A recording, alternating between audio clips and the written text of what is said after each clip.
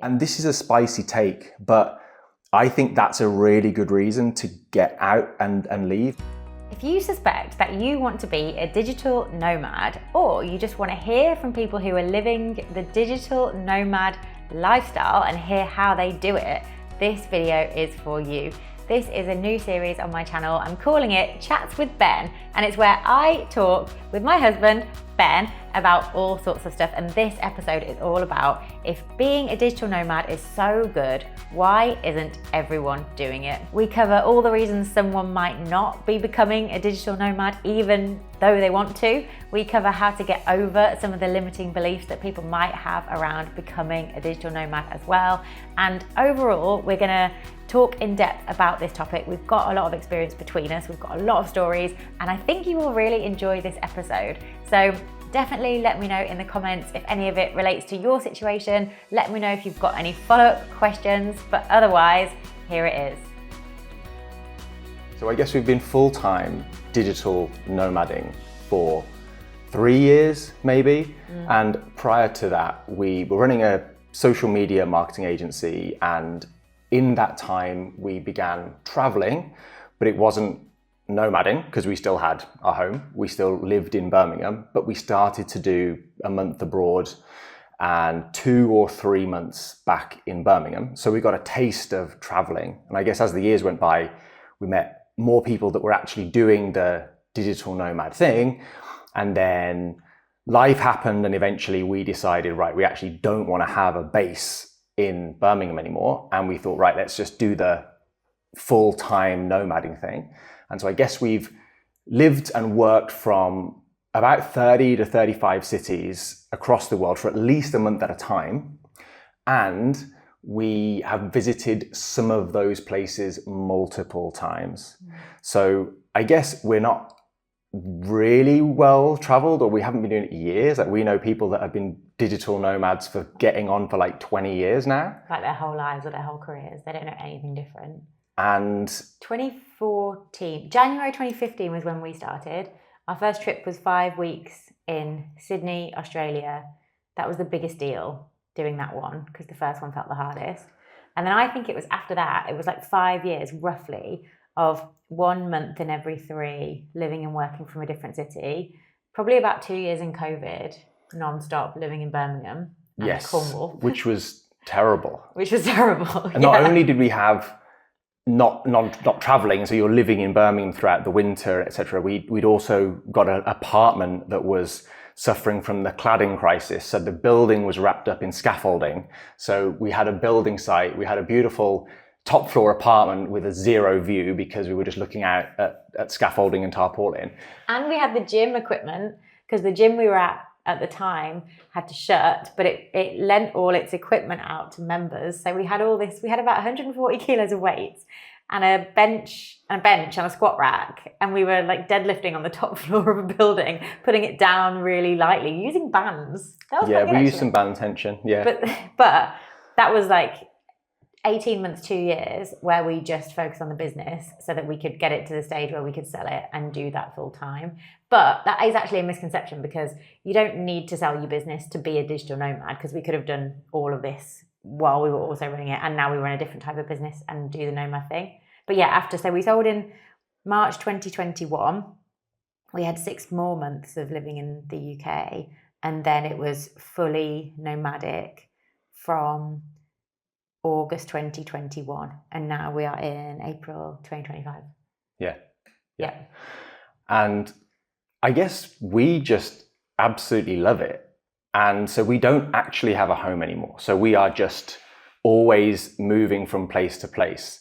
And it's really interesting because some people, even though I feel like this is a thing that people have been doing and talking about for years, it's still a really difficult concept for people to understand. So we meet lots of new people, usually in the gym. So we get to the gym and we're talking to people and they're like, where do you live? And we're kind of like, well, nowhere, everywhere and nowhere. But yeah, also just, well, here for now. And they don't kind of get it. It's like, well, where's home? It's like, well, actually, we kind of don't have a home. Like, we're from the UK. And if we're in the UK, we spend time in London, but we're actually from Birmingham. And so really home is everywhere. And I was just thinking, actually, this year, the most time we will have spent anywhere will be Cape Town. I think that was the same for the year before. the year before that, I think, was the back end of the New Zealand trip. So 5 months in New Zealand. But that was split over 2 years. But essentially, the UK is not where we spend our time. And a lot of people, when we explain what we do and we travel around and we don't have a base camp, we just travel with a suitcase each and hand luggage.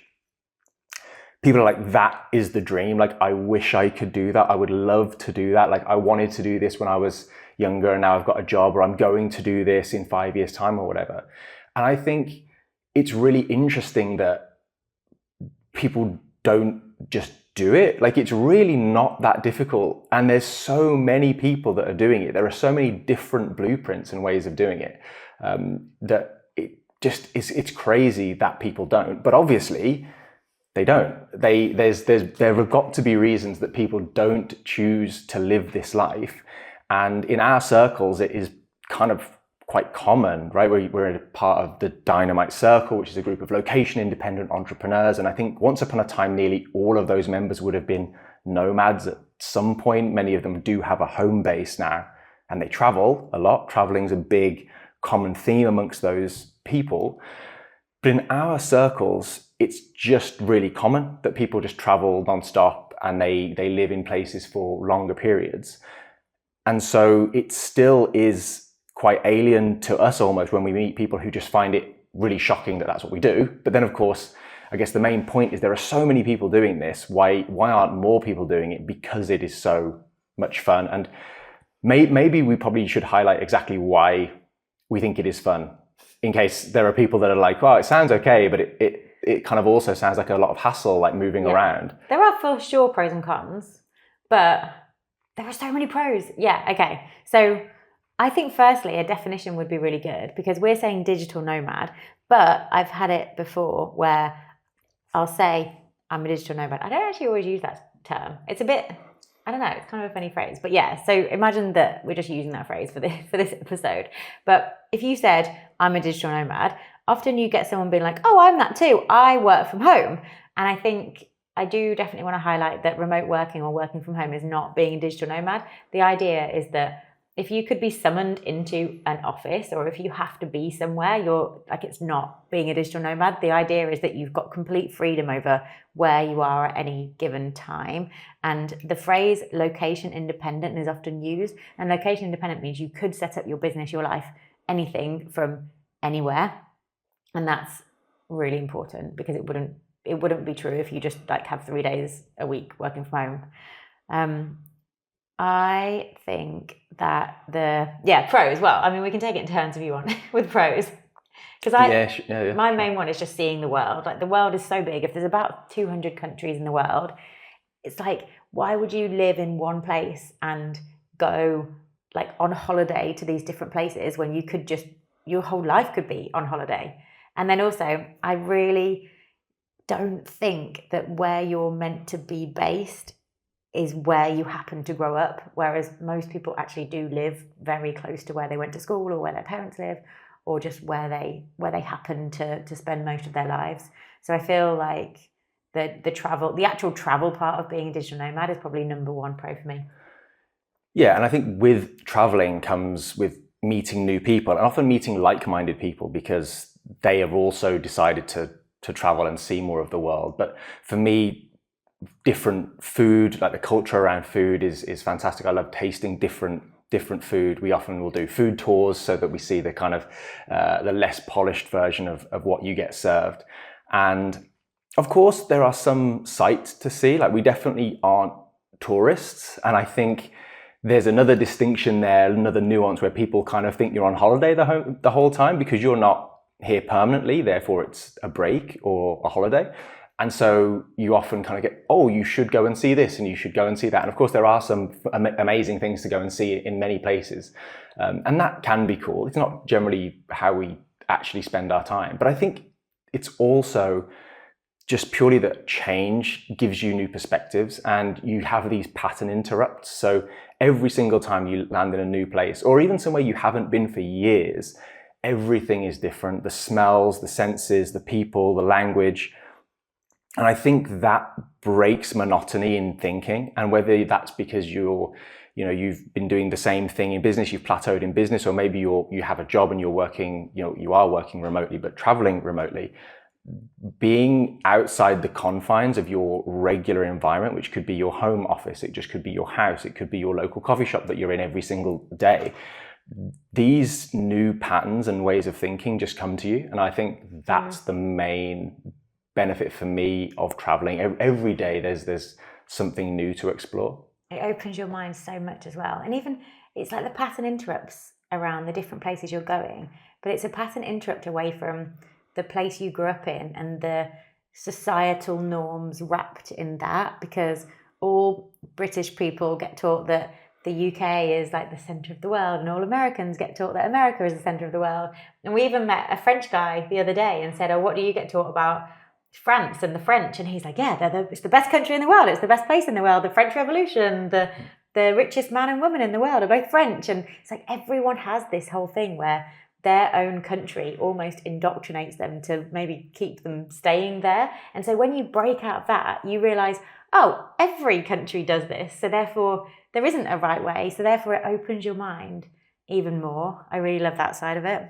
And I think a separate point, although it's linked to this, is that you can chase the weather. And I'm massively influenced just in my daily happiness, by the weather. And if it's too cold, if it's wet and you can't do what you want to do, and you can't just leave the house in a t-shirt and shorts, that's a real burden. You realize it when you've been away and you've spent time in a fantastic, climate, that when you do inevitably come back to the UK or somewhere where the sun doesn't shine for 9 months of the year, you really feel it. And I really think that people, not everyone is as sensitive to the weather, but I think a lot of people are. I think people don't like the cold, they don't like the rain, they don't like the unpredictability of the UK's weather, but it's something as a Brit you are just conditioned to complain about. It's something that we often talk about, is the British weather, and it's something that we just kind of learn to accept, when increasingly it's so easy to live elsewhere. You don't have to put up with this weather. It's just baffling that people do. And right now we are feeling this more than ever, because it's April and we're in London, England. Neither of us really knows how it's happened. It's some kind of scheduling error somewhere in the plans. But talking to a friend who's like, yeah, it's April, but sometimes it's up, sometimes it's down. It's just how you just got to deal with it. And it's like, no, you don't. No, you don't. You definitely don't. And we normally don't. Well, but here we are. Yeah, it was a terrible mistake. But I think we'll come back to this when we talk about why people don't become digital nomads, because I think that we made a horrible mistake because we thought maybe the stability of being in London longer would benefit us. Yeah. So we'll come back to this, because I don't think it was necessarily true. But I think, what are some of the other benefits that we have? You meet more people from different cultures. Yep. The food, definitely. Changes of scenery. Changes of scenery and training, because I do powerlifting, Bender's CrossFit, and so we always are training at different gyms, meeting new people there. Pattern interrupts.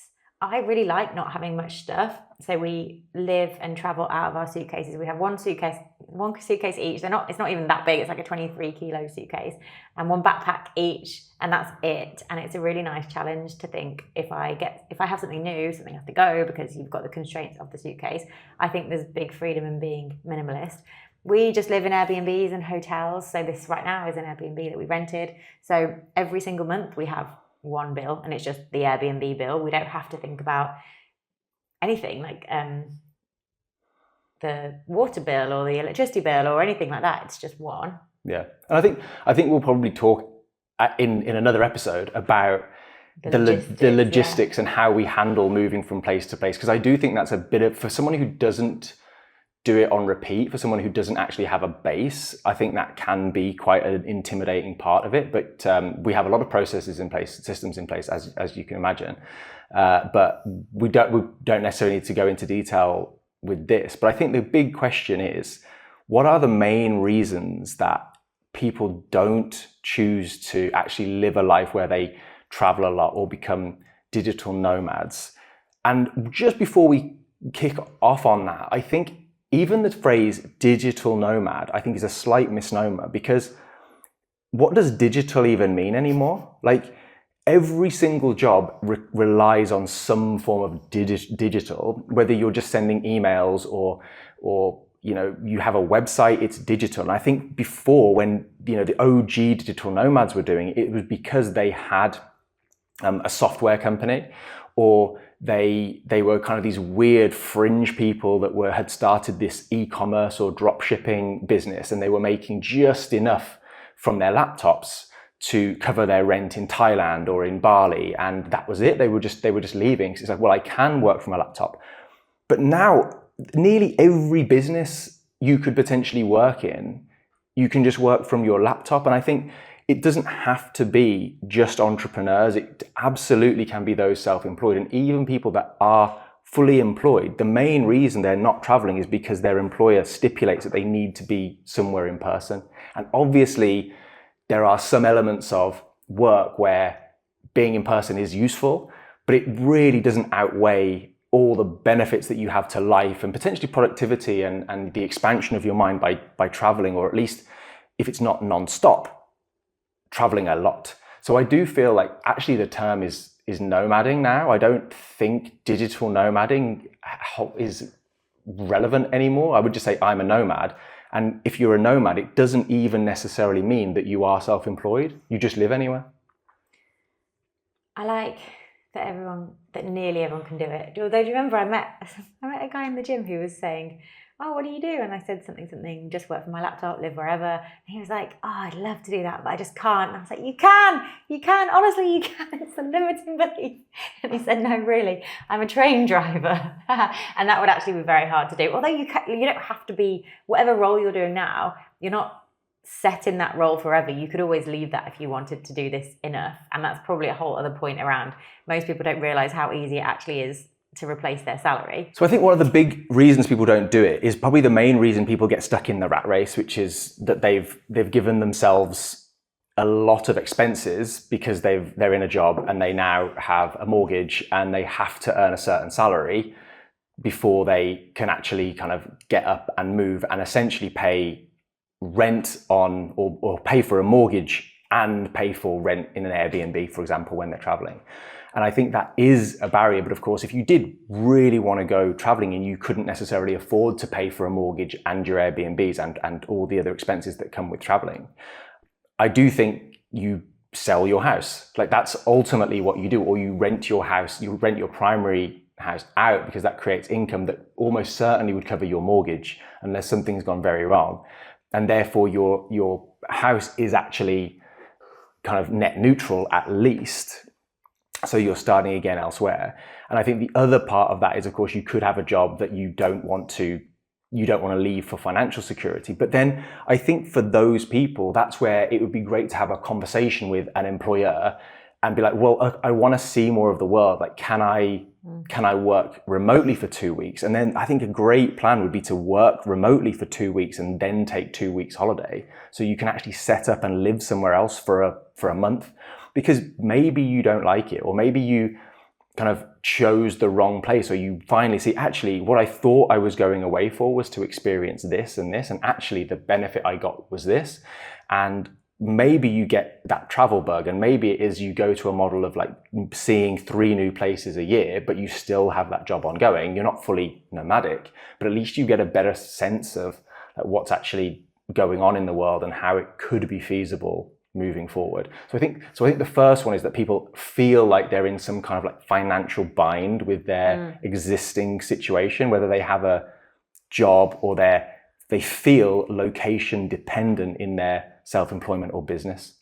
And we fully fell into this trap, I think. I don't think it was necessarily a financial bind, but it was a location bind, because when we used to own and run an agency, we definitely had this whole limiting belief around we have to be there, because it was a very location dependent agency. So when we would first go away for a month at a time, it was leaving a team of 20 people in an office, and we were the ones who were going away. So it was almost like we were deserting them.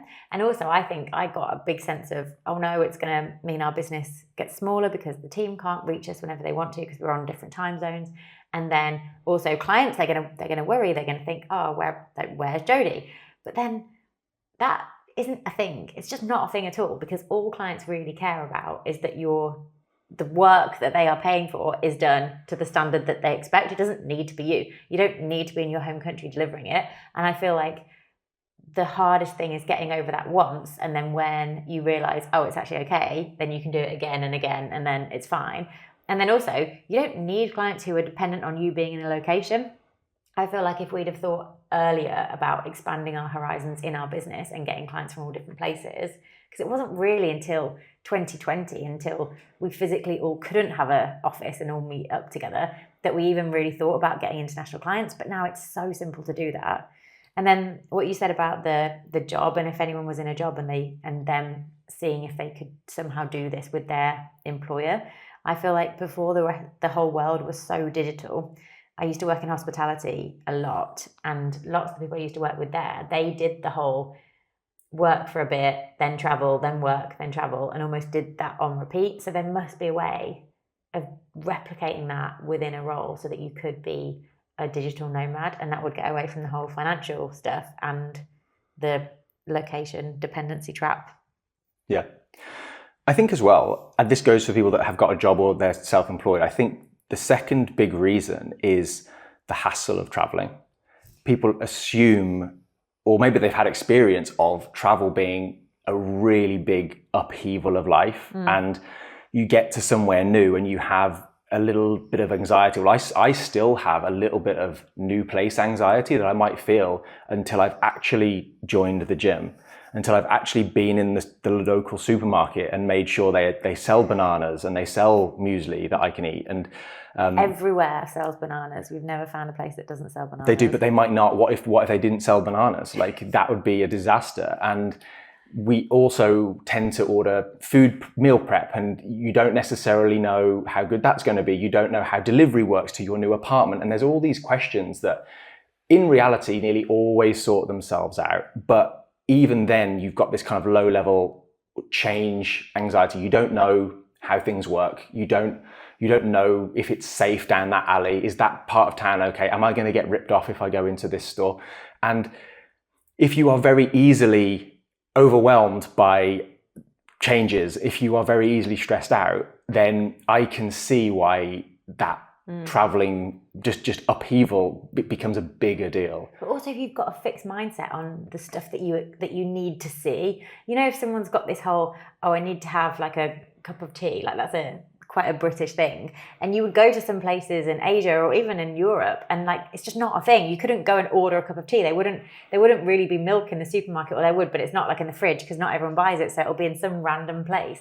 And so then you almost just have to keep such an open mind, because I think, when's the last time you used the same brand of shampoo each time, or the same brand of, you stop caring about that kind of stuff. It's not like, oh, I always need this certain brand of shampoo, this certain brand of like cleanser. It's like, it's just whatever this new place has. But it's another sense of, I feel like it's incredibly freeing. But someone who had this fixed mindset of, no, I have to have my things around me, would probably find that very stressful and maybe wouldn't be able to do it. Yeah, but it's something you absolutely get used to. And as I alluded to earlier, we do have processes for a lot of this thing. So if we are getting flights, it's not this big shock event. It's like, oh my God, I've never flown before. Where's the passport? What documents do I need? Like, this is obviously something that in advance you check the visa requirements. You know how you're getting to and from the airport, which terminal you're at. Like, the actual, like, traveling is a drag. Like, air travel is a drag. There's no way around it. Even when you're flying business class, it's a drag. But it doesn't have to be this huge thing.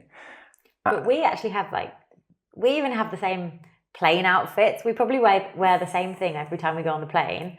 It's just like visor, hoodie, leggings, trainers, and then we probably put the same thing in our hand luggage. The stuff goes in the suitcase in like the same order. It's almost like the more you can just systemize or just have a process for, the less you need to think about it. And then all this overhead of the friction and the thinking that you have to do just kind of melts away, and then you can just be present and enjoy it.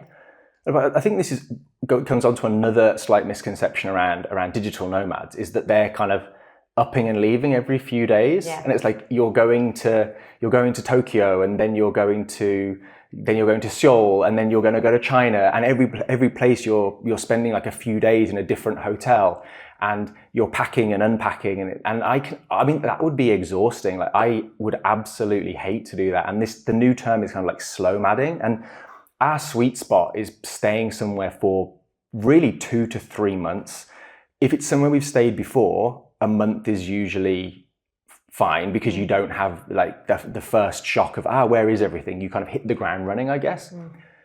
Slightly different if you're going to be jet lagged for the first week, but with certain things you can reduce the impact of jet lag.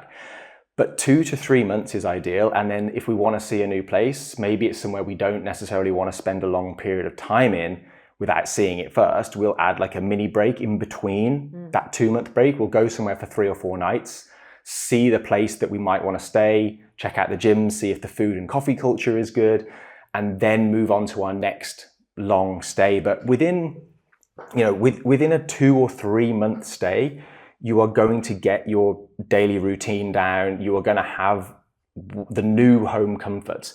It's not like you're upping and leaving not even every week, and I can see why that would be scary for people. And so that's why I like the idea that by being a nomad, not the kind of understanding of what a digital nomad is, being a nomad just means you don't have like a fixed house. You're just continually moving, but you could stay 6 months somewhere. You could do 6 months, do a visa run, and spend another 6 months in exactly the same place. You could get a year-long lease. There are multiple countries where you could basically get a year-long lease, and by either getting the right visa or doing visa runs, you could stay somewhere for an entire year. I think it's 50 countries now have digital nomad visas as well. So if you had an idea that you might want to be somewhere for an extended period, you could Google that place, digital nomad visa, and just find out what the requirements are. Because sometimes you might get 30 days, but it's easy to extend. Sometimes you might just get 90 days. You could spend 90 days there. But I think the point about slow madding and short breaks is a really important one, because I quite like the way we do it, where it's polarized. So we will either do 2 to 3 months, or like 2 to 3 days, or maybe max kind of 4 or 5 days. But we very, very rarely, if at all, go anywhere for 1 week or 2 weeks. And that's because it's just that messy middle where if it's 2 to 5 days, it's like you go all in, you do tourist mode, you stay in a hotel, you get hotel breakfast, you don't care that you're off plan with training and everything else, and you don't mind that you're a bit like worked up in the air, because it's like this is the purpose. You're going to explore that new city and get to know it. Or it's the 2 to 3 months where you're in a routine, you join a gym, you start a community, you get to know people, you have like your normal routines of what you do every day. 1 to 2 weeks is just not the one. So the idea that you can polarize it is it's like a very sustainable way that you could just go between big trip, little trip, big trip, little trip. And then you don't have to stay somewhere new that you don't really know that you vibe with for a long period of time. And we did this with Singapore. We went there for 3 days, stayed right in the city. We stayed in a hotel, and we did very touristy mode stuff, and then thought, okay, this is where we're going to actually stay for 6 weeks, but we're going to stay in one of the suburbs instead. And we've kind of had the vibe of the city enough to know whereabouts to live, because probably another thing, just the lay of the land. Before you go somewhere, it's totally unfamiliar. So the more you can get familiar with it by who you know, even putting a man down on Google Maps and walking around the streets and seeing what it looks like. Well, the map is not the terrain unless you've got Google Maps, because you can use the map and see the terrain. Because you can see an Airbnb like, wow, this Airbnb is amazing. It's super cheap. And you put a man down, and there's just a building site opposite, and there's a gang down the road that you can see trying to hide. On Google Maps. And you're like, this is why it's cheap. Like, we're not going there. So absolutely, knowing the actual lay of the land is useful. I mean, we very rarely pick somewhere new. We're like, we're going there for 2 months. No. Probably the most recent example of that was Barcelona, because we know so many people that had been there for a long period of time, loved it. You'd been there multiple times. I'd never been. And we were like, right, we're going to go there for 2 months, because I trusted it was good. There was a gym that other people had been to, and they were like, yeah, it's legit. It's like trusting. Also, it's trusting the people you know who've been there or live there. sort of trusting their recommendations, although we've done that before and then it's not really been right. But it's almost like if there are people that share values with you that you know like the same stuff as you, and they like somewhere, you will probably like it too, unless it's their hometown, because then they've got a funny warped sense of whether it's good or not. But the thing I was going to say around a top kind of tip around the neighborhoods is Nomad List is a site that we use quite a lot, and nomadlist.com. It might even just be nomad.com. It's right? nomads.com, I think. Yeah, really cool site. It started a while ago. I feel like we were one of the first 1,000, maybe even 100 members. But it's got on each city, it ranks them around walkability, friendliness, safety, cost of living, internet access, everything, weather, humidity, air pollution. But then it's also in each city got this neighborhoods tab, and that's really cool. It's open source, so I think anyone can just go on a city and type in a neighborhood and kind of label it. You might need to sign up for an account, but yeah. Yeah, you can do that. And then, so if you went on, say, Barcelona, and you just looked at neighborhoods, it would show you the entirety of Barcelona, and they would almost be like different color coded areas, and it would say like the type of people who were there. So like, oh, the university students live in this area, or this is like, don't live here, it's rough, or this is all the posh shops, or something like that. So you do get an idea for the types of place that it would be good to just live. And of course it does depend what you're looking for, but we actually quite rarely stay in the city centre now. We do that for the 2 to 5 day trip, but probably not the 2 to 3 month one, because it's not every city is set up for you to live in the city centre. Another reason that people might not, unless you've got anything else to say on that one. No, I've got another reason, but you can crack on. my reason, because it's slightly linked to that, is that some people don't want to be a nomad because they feel like they've already done the traveling. Yes. And they've perhaps done a gap year before or after university, and they've seen the world, or they feel like they've seen the world because they've been to Thailand and Vietnam and Cambodia, and then they went to Australia and did Bondi Beach, and maybe they came back via the States, etc. And in general, when people do that, they've done it on a shoestring budget. Or they've gone to Australia and New Zealand and done the farm work for 6 months before they've then been able to do kind of 6 months with the cash that they've saved. And so that creates two issues there. People feel like they've seen the world, so they don't need to see it anymore. And secondly, they will have had a really dodgy experience as a traveler, living in hostels, getting mugged, traveling around with suboptimal clothes for the environment they're in because they weren't able to just replace that stuff.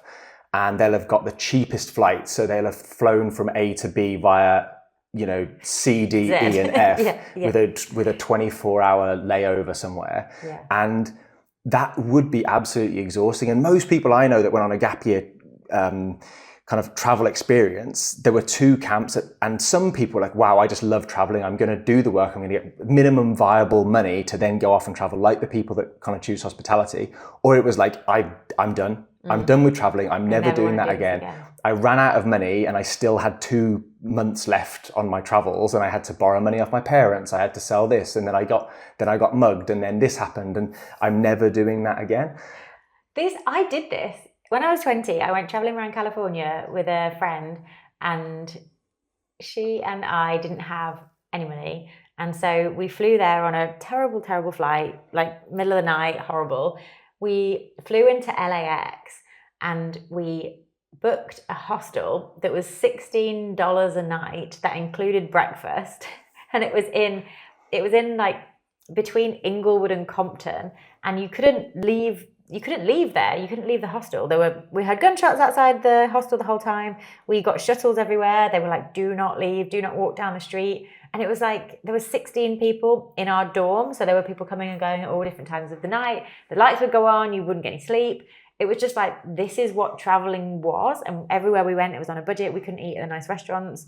But I feel like when we go to California again this year, it's like, it's going to be so unbelievably different to that. And I don't like that that's people's opinion of traveling, that it's this thing that you do when you haven't got money and therefore you don't really see everything. Because it doesn't need to be like that at all if you do it when you've got a business, say. Yeah, and I think that ties in a little bit with the old school digital nomads that were basically trying to earn $2,000 or $3,000 a month that would just about cover them living in Vietnam or Thailand. And back then, like, you could live really well for 2 or 3 grand a month in those countries. In the more nomad friendly cities now, there are loads of expats, and it's simply not as cheap to live in those desirable towns or cities.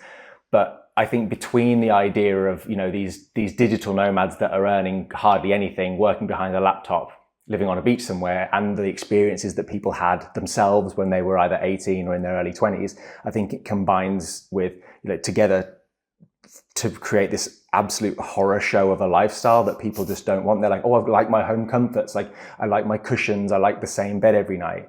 Yeah. And really, if you kind of flip that and think, well, actually, no, you're staying somewhere really nice for 2 or 3 months, but in an apartment that is, if you're living in an apartment in London, you're almost certainly going to be living in an apartment nicer than yours in London, but somewhere with better weather and potentially nicer people who aren't in a rush with better weather, and you're not rushing from one place to another.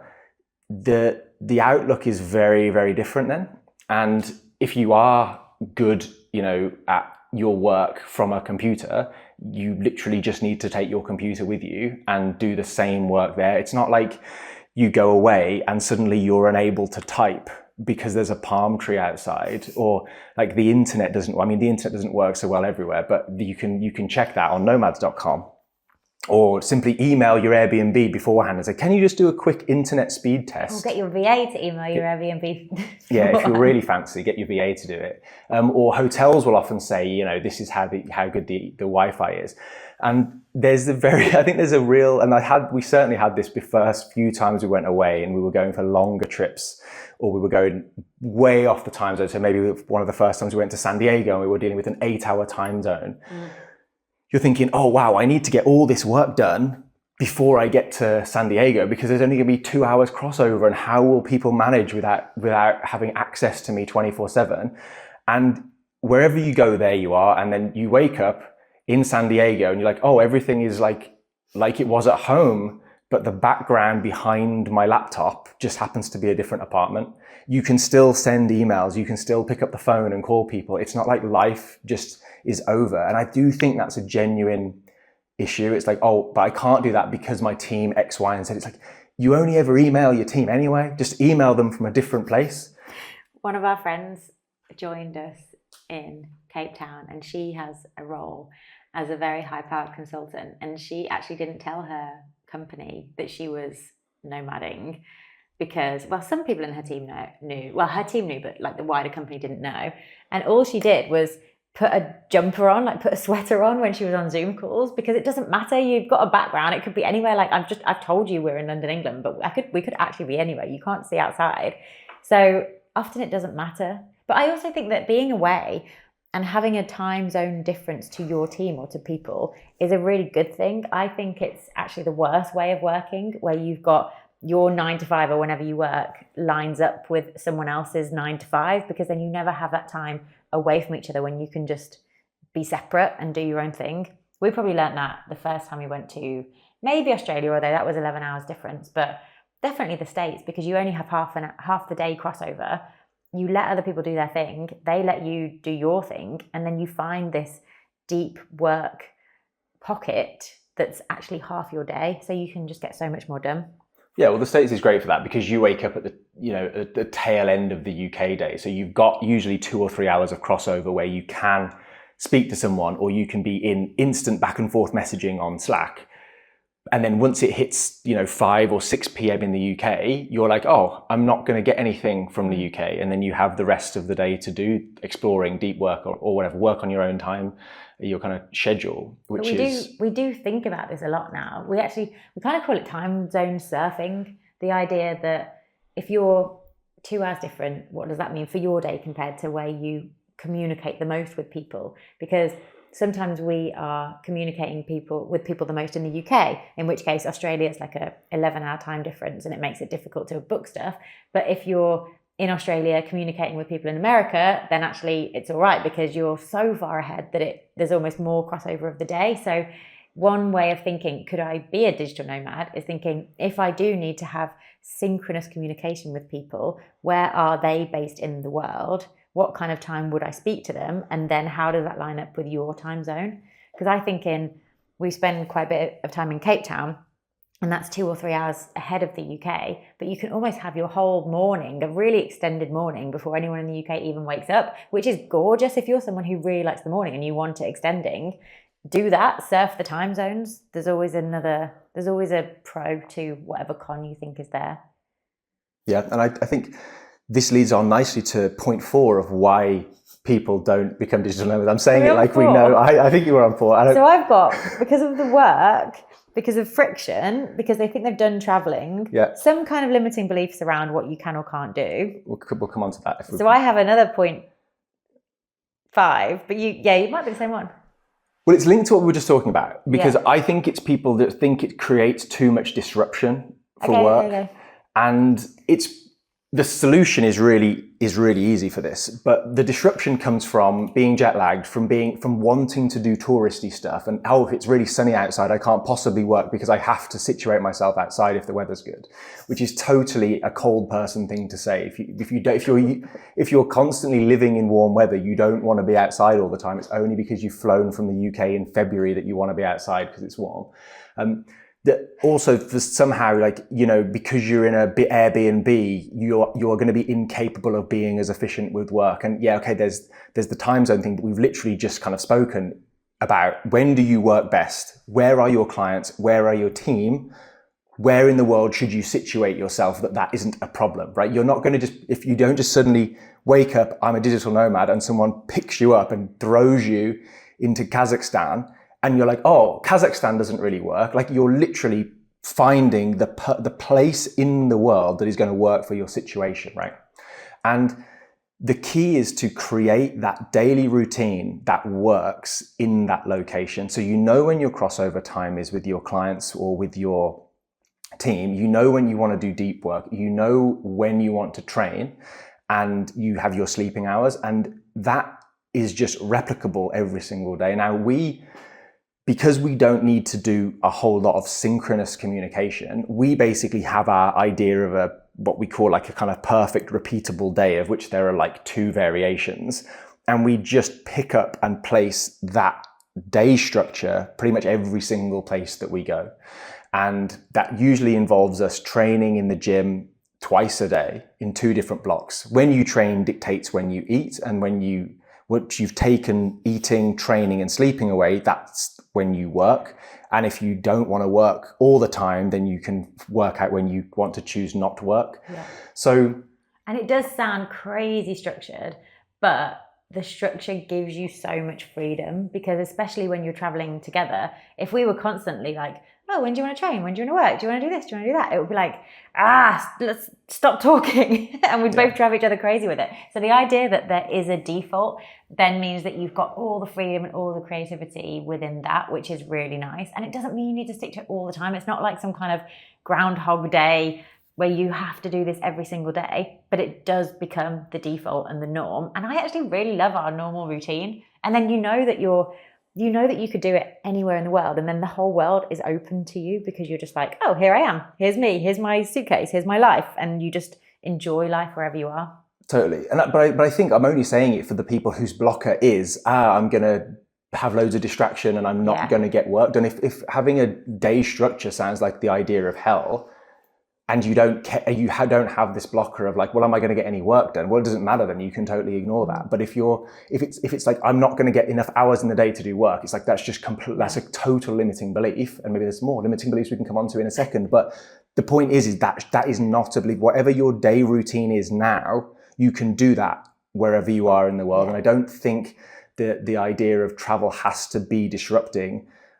Yes, there are places you can go where you could be jet lagged for a long period of time. Yes, if you're traveling multiple places. Yes, if flights get cancelled or delayed, or you get messed about by your Airbnb, these things can happen. But in our entire time doing this, we've had like 1 Airbnb cancel on us, 2 or 3 flights cancelled or moved that bad weather or something because of some uncontrollable reason. We got catfish once from an Airbnb. Yeah, maybe twice, but that's it. Normally the world is pretty set up to support tourism, which is essentially what you are, a tourist, but just for a longer period of time. Yeah, absolutely. So disruption is something you can manage, essentially. It's not a reason to not do it. And also it's like you're there, if you're strong-willed enough that you know, okay, this is what I want to do, this is what I want to eat, this is how I want to spend my time, you can make that work anywhere. I think that if you're looking for a reason or an excuse to be distracted, you will find it anywhere. And we've definitely had it before where someone would be like, oh, I can't go to Thailand because I get too distracted in Thailand, and oh, you can't get any work done in Thailand, or they've associated this place and this way of living with them not getting any work done. And that's not a cause and effect thing. That's like they didn't want to do work, so they found the excuses to put there, and that's not really how we do it, or is optimal to do it at all. Yeah. Did you have another point that was not limiting beliefs? I think there's probably a lot of limiting beliefs we can discuss. Yeah, so for why people aren't digital nomads, even though it's amazing, I would say community, the people side of things, because we probably take for granted that we travel around together. But if you are solo, or even if you just like, whenever we go to different places, we hang out with different people. But I feel like that might be a bit of a grey area for people where they wouldn't know how to do it. But the thinking behind how we do it is that we go to places and community is a really big part of it. And that might be people who already live there, who we probably meet at the gym, let's be honest. Yes.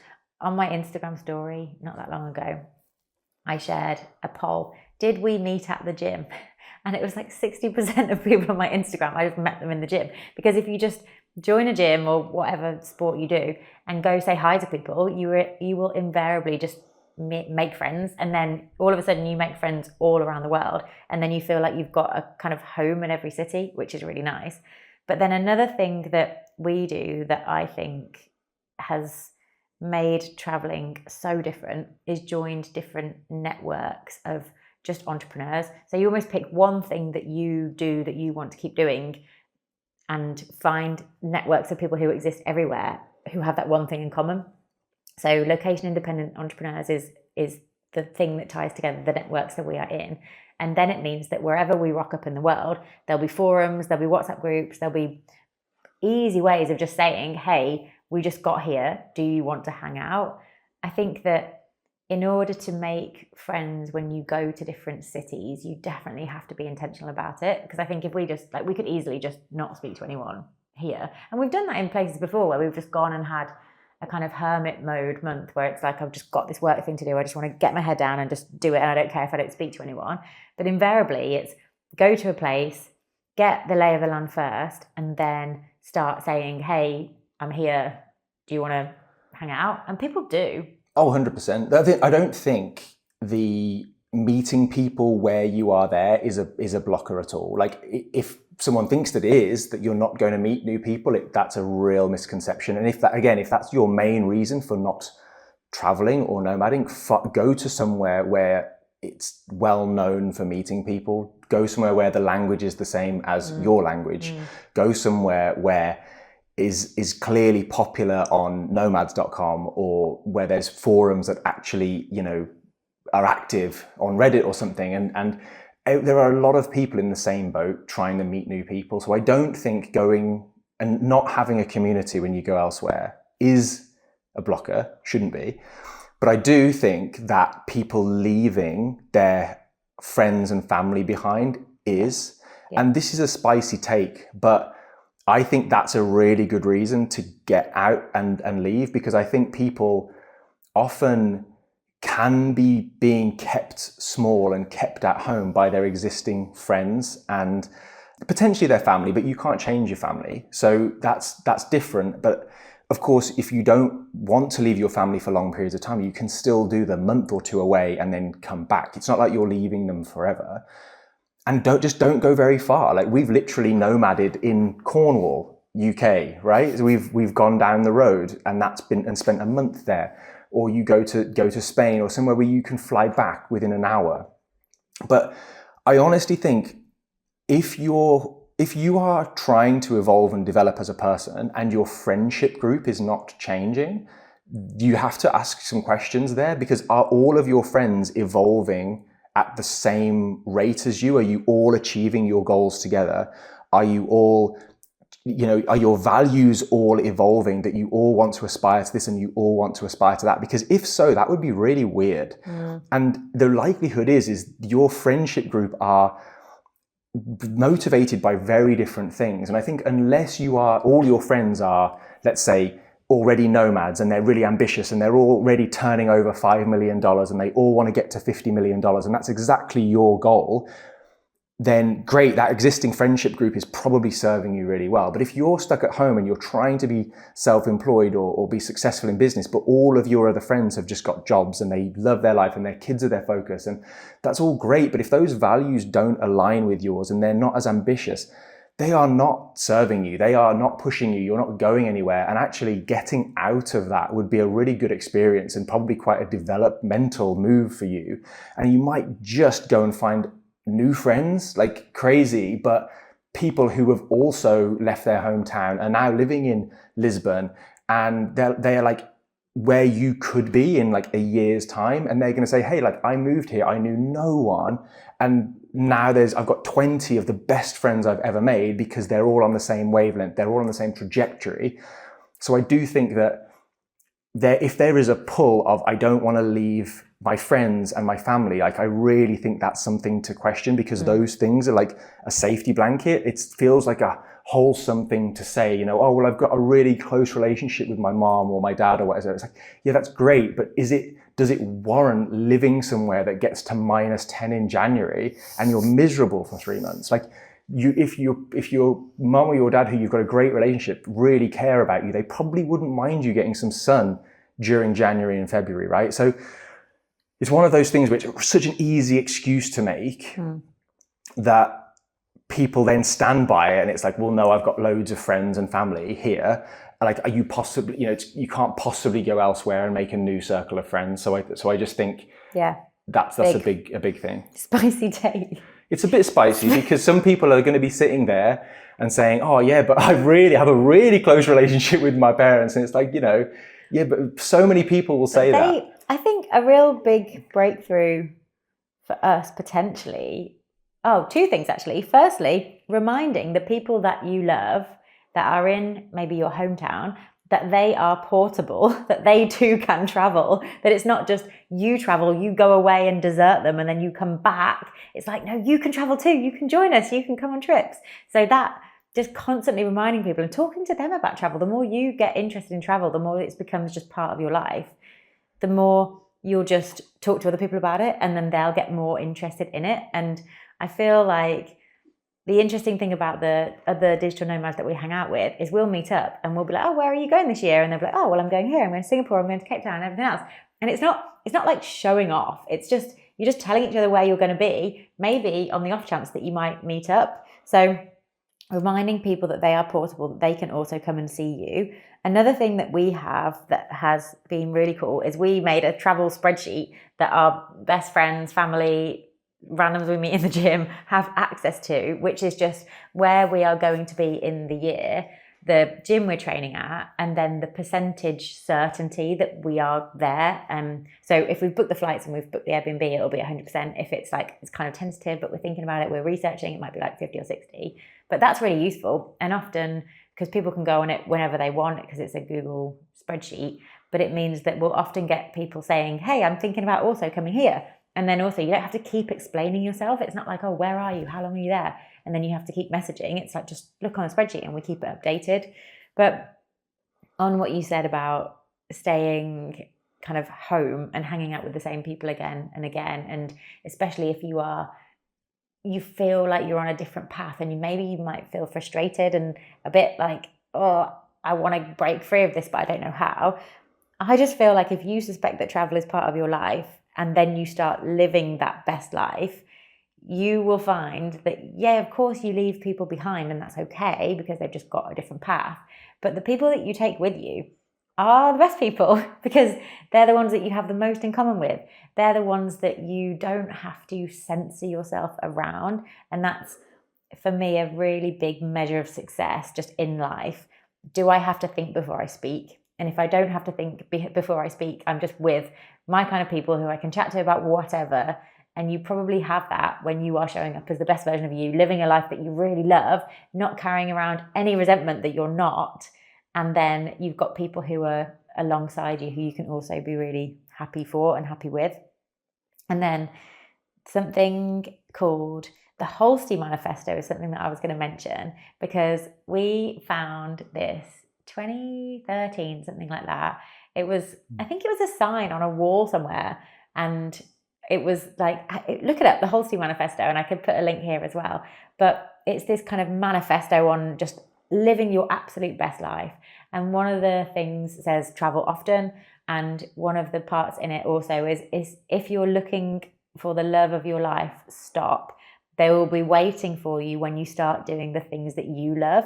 And I think you could sub out love of your life for best friends of your life, or best routine of your life, or best anything of your life. It happens when you start moving towards the person that you suspect you want to be. And the Holstein Manifesto was probably our main, the main thing that we had as the mantra that we planned our life in accordance with. And probably we don't actually own it anymore because we don't own anything, but it's somewhere in the world, one that we do own. But it's such a nice set of rules to live by, and to remember that you can pave your own way with all of this. And I think that links back to the point you made earlier about people ending up living near where they grew up. And you think of all the places in the world, all of 200 countries, the tens of thousands and towns and cities that could suit you as a person, your genetic makeup, your interests, your values. It happens to be your hometown. The concept of that is just bonkers. The only thing that is relating to your hometown is family, existing friends, and familiarity. Yeah. And those are not terrible reasons, because family is important, but they're terrible reasons to stay there. Yeah. And of all the digital nomads that we know, or nomads, or location-independent entrepreneurs through particularly the Dynamite Circle, many of those were digital nomading 20 years ago, probably certainly 15 years ago. These guys have seen the world. They've lived everywhere. They've now got families, and maybe they have settled down somewhere, but most of them have not settled down where they grew up. Some of them have, and sometimes that's for childcare, because their kids' grandparents are there, and that's useful for a few years. And the idea is that they're going to get the kids through school and then probably start traveling again. But more often than not, they have scoured the earth effectively for the place they actually want to live and where they actually want to raise kids. And it's invariably not their hometown. And I would wager in general, it's also not their home country. Because they've simply found better lives. And I think Thailand is up there. We know people that have relocated their entire families in all parts of Asia, actually. Philippines, Vietnam, Australia and New Zealand's a big one, especially for Brits, but some Americans. People have relocated to Lisbon is a big one, Spain. I mean, this is Lisbon, Spain, they're so close to the UK, they're on a really good time zone for the UK, but the climate is just better and the cultures are slightly more laid back. And I think those are there's big extremes there of how far someone has actually decided to up and move their life. But the point is that they've seen the world and they haven't just gone back to their home city. They've decided to stay elsewhere. And these people generally still love traveling, but they kind of know what they like and know what they don't. And they tend to live 12 months of the year in Thailand, let's say in Phuket, but they will then still do trips around Thailand. They'll do trips to Asia. Occasionally they'll go back to their home country, maybe once or twice a year. And no, they're not nomads anymore, because technically they have a location. They're still in location independent. They've got the freedom to choose that location, but it's very intentional. And I think living where you grew up is living by default. And it's super common in the UK because you go away for university, often by default, and then you come back after university, often by default, or you end up in the vortex that is London. And even if you end up in the vortex, people generally then work their way back out of the vortex to somewhere with a bit more space or back home. And so it's definitely between default and by, intention, and certainly nomading, especially if you don't have a home. We moved out, and that's one of the reasons we actually rented our apartment out in Birmingham. So we cut the umbilical cord. There was no way we could just go back by default. You have to be intentional. We're constantly, in a fun way, planning the next trips and knowing that we don't have somewhere that we can default to, which I just think is fantastic, because we're literally hand-picking the places on the planet we want to either see or go back to. So, wrapping up, final stories. If you think there's anything, I have two final stories, but I don't know if you have any, or if you've got any specific. I don't know if I've got any stories. I think the one thing that I can feel that we haven't actually addressed is wondering if people can't afford it. That might be the thing. I'd love to travel, but I don't think I can afford to, and I feel like that borders on a limiting belief. Yeah, for 100% does. If you want to travel and you feel like you can't afford it, I would make more money. But mainly, find out how much it costs, because I don't think we're looking at staying in New York for a month later this year, and we were looking at Airbnbs. And before looking, my idea around how much an Airbnb in Manhattan would cost for a month was probably double or triple what it actually costs. And so I would honestly go to Airbnb, have a look at the place that is like your dream place in the whole world. Like if someone said to you, think straight away of one city where you just love to go.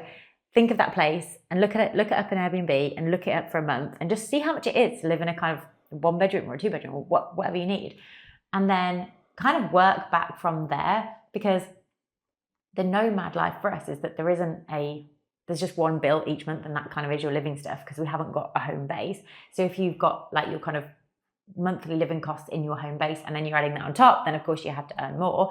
But there is probably a very sustainable way of you doing this with just a rejigging of what you currently earn and what you currently spend.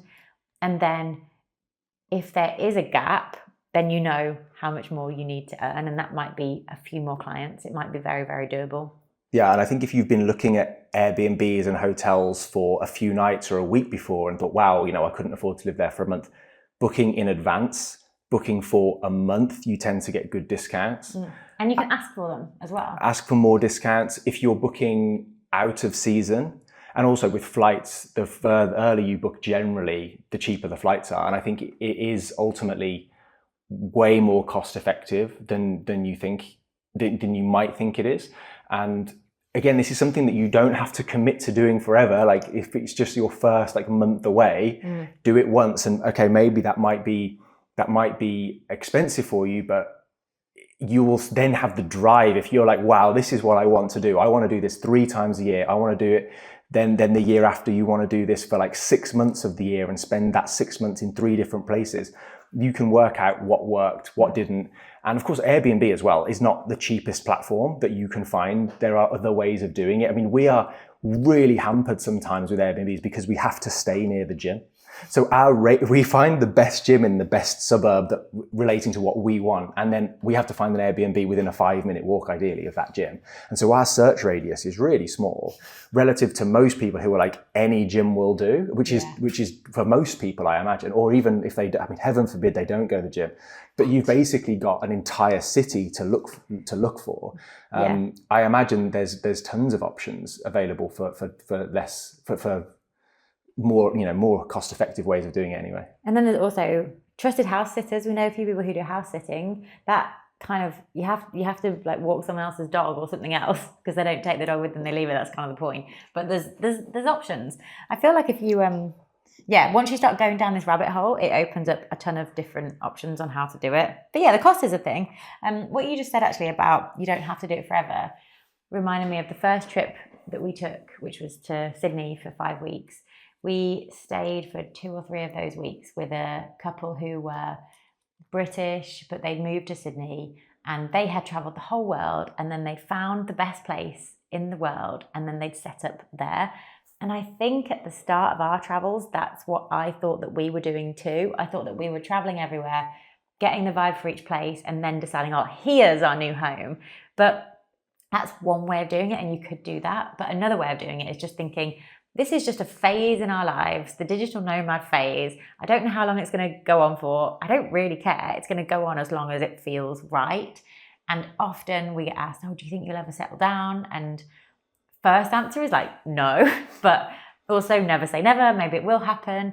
But I think if you almost remove the pressure for anywhere to have to be a year-round place or for anywhere to be like home, then you can just enjoy the place for what it is. Because there are definitely, like we've spent a month in Stockholm, Sweden, and that was a July, and we wouldn't want to spend a December in there at all, but July is really good. But you don't need it to be anything other than just this place that we're enjoying in July, and that's it. So it kind of removes the obligation from a place to give you everything you need as well. And then my final point, unless you've got anything to add. No, I'm staying quiet until you've done your final point. Okay, so I think one thing for me that when Ben said that we were full nomad, but we also still had an apartment in Birmingham, and then we decided to properly rent it out so that we had that kind of safety net properly taken away. One of the things that really made that difference for me was that we were in between businesses. We'd sold the agency. We were thinking about a business to start next. And we went on this just kind of summer of ideation where we just chatted, went to coffee shops, came up with new ideas for businesses and wrote them down. And we didn't go with any, we didn't buy any domain names or make any steps forward. We just wrote them down, planned them out a bit, talked about them, and then kind of left them on a list. And one thing I noticed was that any business ideas that we thought of that weren't in our hometown, they were world changing. They had big impact. They had loads of stuff behind them. It was like thinking big, thinking really big. Any that we came up with when we were in our hometowns were really small businesses. They were really local. They served a very specific set of people. They were probably service-based. They were probably only a certain level of scalable. It's like, this is the difference in your thinking between traveling and not traveling, between seeing the world and staying at home. And that probably for me was like I don't even realize that we're doing this. And yet when you look at this spreadsheet of 30 ideas, you could look at the small ones and you can say, where were you when you thought of those small ideas? And it was in a hometown. So it's so unbelievably big for mindset, probably to the extent that you might not even realize.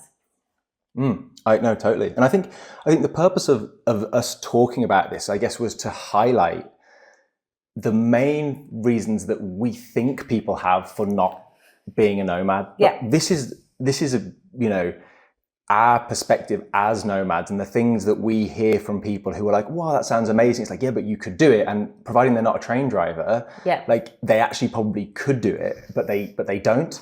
And I think we've covered the main ones there, but it would be really interesting to know if anyone is like watching and being like, you haven't mentioned this idea. Yeah, this is the thing that stops me. And of course, there are going to be some scenarios where it's not going to be practical to be nomadic. Obviously not. And there are those exceptions. And if that's you, I don't know how you've managed to get this far into the video.